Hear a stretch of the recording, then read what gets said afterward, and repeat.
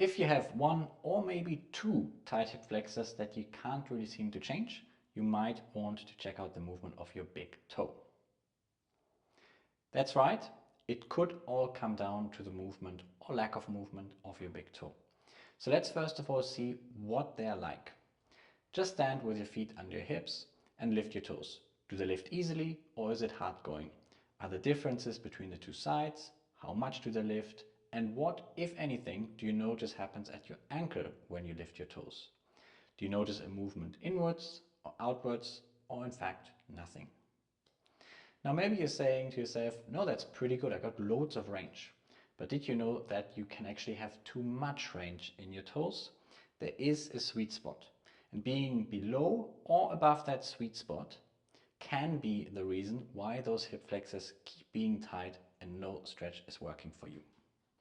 Our big toe joint is a really important joint in our body that directly affects what happens at your hips and therefore the hip flexors. Toe extension is a movement that should, in theory, trigger a supination response in the foot. I go into more detail on what that is in this video, but basically it is the shortening and lifting of the arches that transforms that foot into a rigid lever that we can now propel off from. When we walk and when we push off from that foot, the foot supinates, the ankle plantar flexes, the knee and the hip both extend.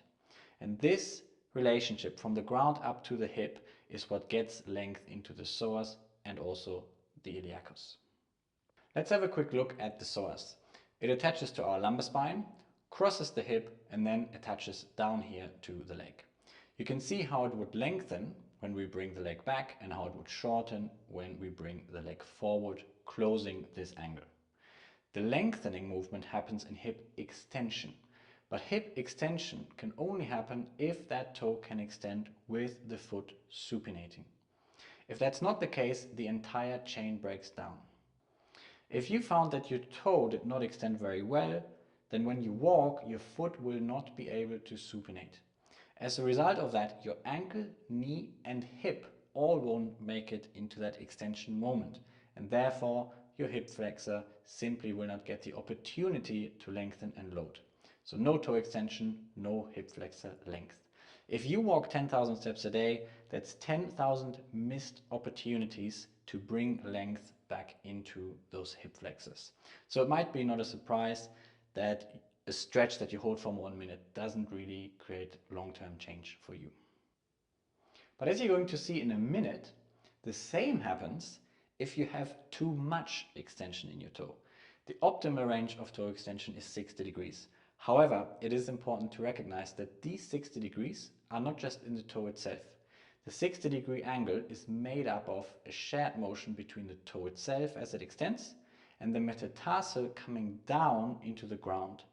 And this is part of the supination response as it begins to lift the arch of the foot.